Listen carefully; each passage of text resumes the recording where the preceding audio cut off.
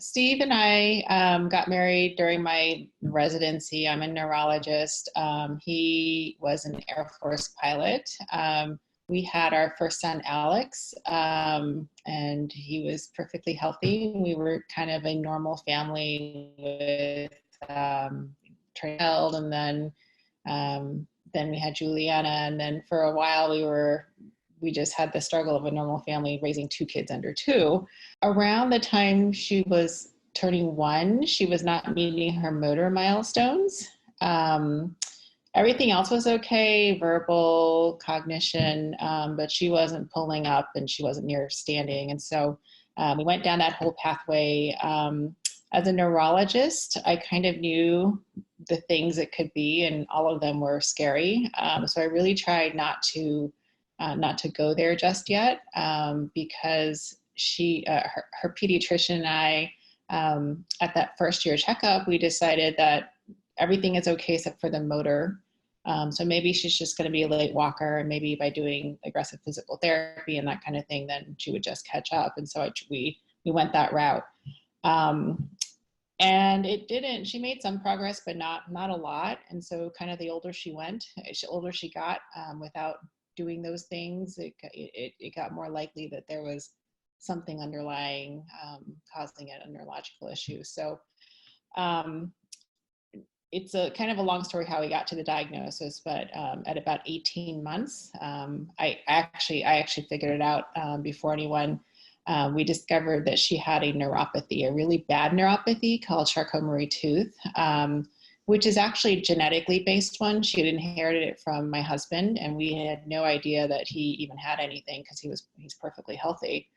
And it ended up that he has a very mild case, but hers is very severe, because she got an extra gene mutation that made hers very severe. So anyway, around 18 months, we had a diagnosis. At that point, she was still fine, except for the fact that she couldn't walk and that kind of stuff. And so we continued the aggressive physical therapy. And at that point, we weren't sure if she'd ever walk, but if she didn't, then we were determined to kind of make her have the fullest life possible and be independent and that kind of stuff. And so that was our goal.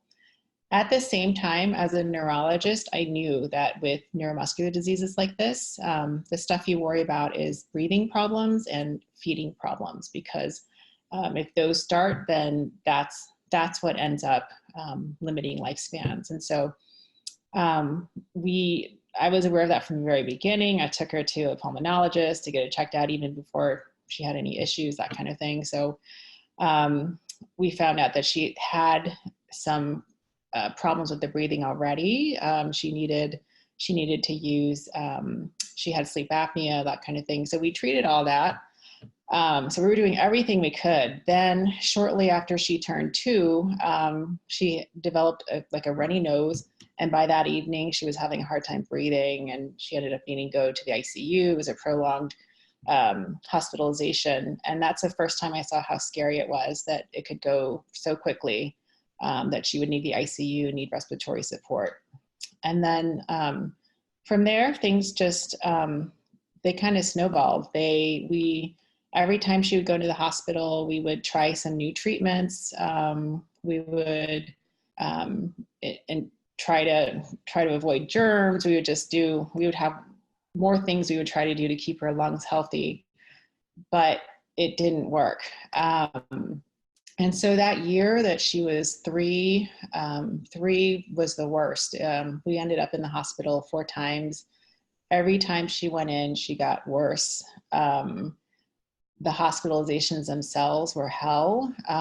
She had to have these breathing treatments that were frankly torture. I mean, they were necessary to keep her, to get her through, but they were awful.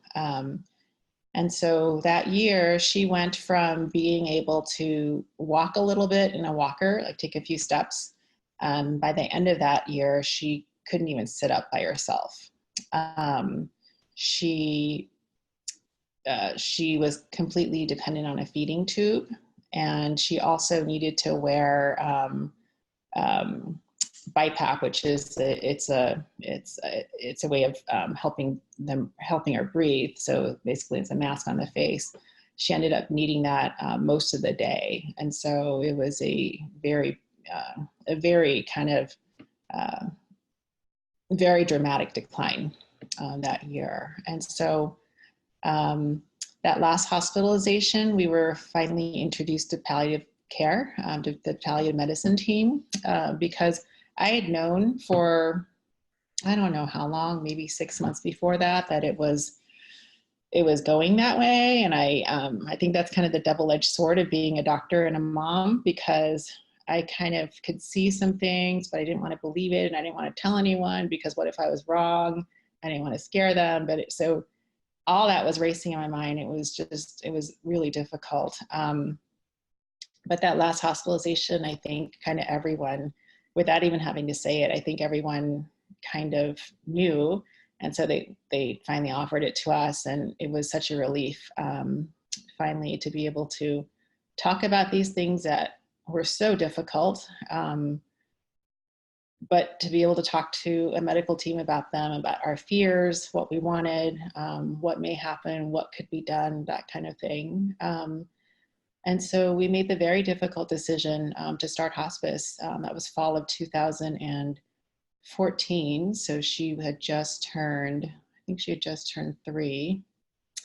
And that was, it was around November. And I remember not knowing if she'd make it through the winter, because winters were really scary. That's when you get colds, and we hadn't been able to keep her healthy so far. So I didn't know like how long we would have her.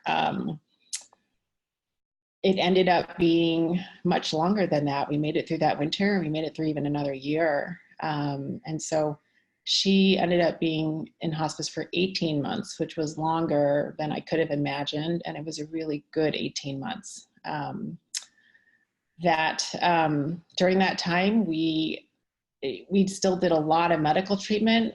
Almost nothing changed. We were doing all our treatments at home and all the care that we were doing. It's just that the focus changed.